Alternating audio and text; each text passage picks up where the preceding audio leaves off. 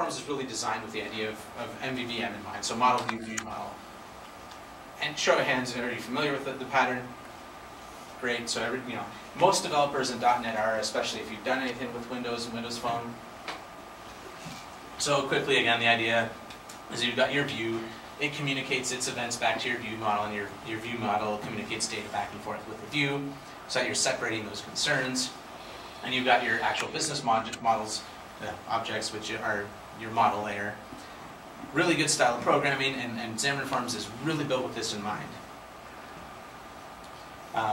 So looking at that specific part with data and events, the magic of MVVM in Xamarin Forms and in other platforms is that whole binding concept. So you don't have to set your properties on your view whenever something changes on your view model, so we've got the two-way binding to do that for you.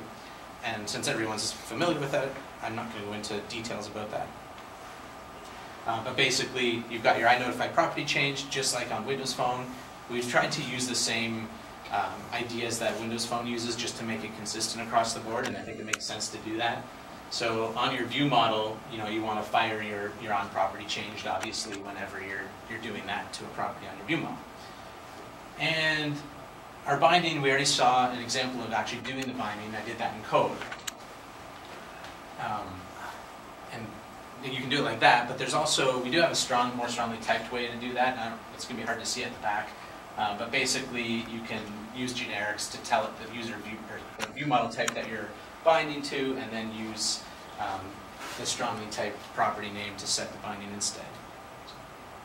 Before I look at the stock apps, now that we talked about the view models, okay, so our same app here, let's just now close some of my other files here.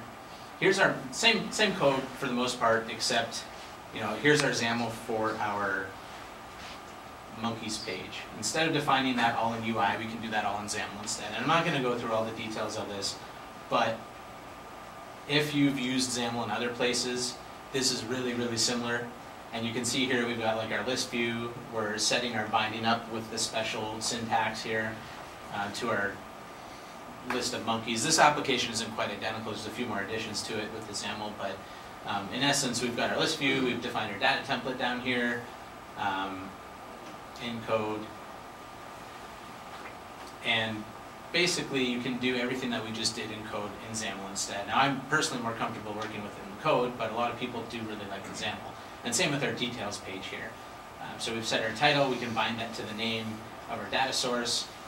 We can set our labels bindings to the details and image, the source URL of our image.